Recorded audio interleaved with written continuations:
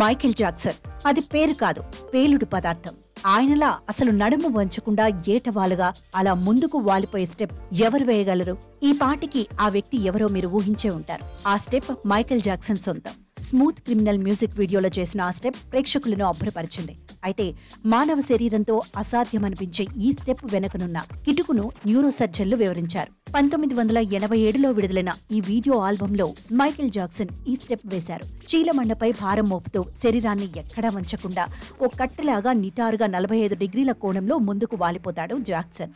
ఈ భంగిమను అనుకరించడానికి చాలా మంది ప్రయత్నించి విఫలమయ్యారు.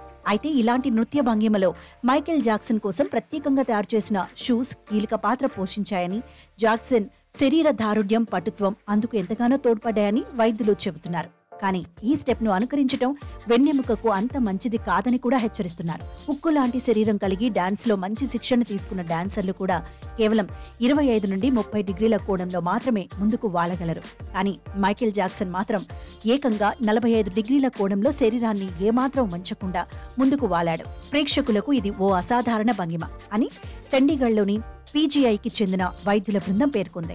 స్మూత్ క్రిమినల్ వీడియోలోని ఈ భంగిమను చేయడానికి ఎవరైనా ప్రయత్నిస్తే వారి చీలమండలో కండరాలు పట్టేయడం, తీవ్రమైన నొప్పి పుట్టడం జరుగుతుంది. మైకేల్ జాక్సన్ వంటి శరీర పటుత్వం ఉన్నవారు కూడా కొద్దిమేర మాత్రమే ఈ స్టెప్ ను చేయగలరు అని PGI assistant professor Manjul Tripathi వివరించారు. మైకేల్ జాక్సన్ వాడిన షూ హీల్స్ కింది భాగంలో ఇంగ్లీష్ అక్షరం వి ఆకారంలో మాదిరి ఓ చీలికను ఏర్పాటు చేశారు.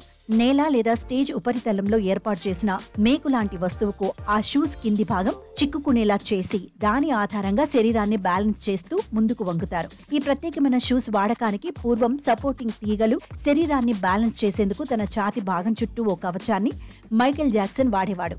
వాటి సాయంతో ప్రేక్షకులను సమ్మోహితులను చేసేవాడు.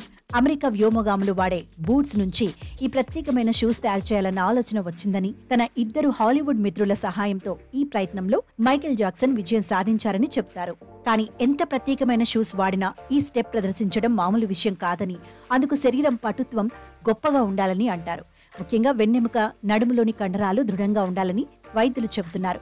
ఈ స్టెప్ వేస్తున్నప్పుడు చీలమండ గాయపడుతుంది. ఇలా చేయాలంటే దృఢమైన కండరాలతో పాటు చీలమండకి తగినంత సపోర్ట్ అవసరం.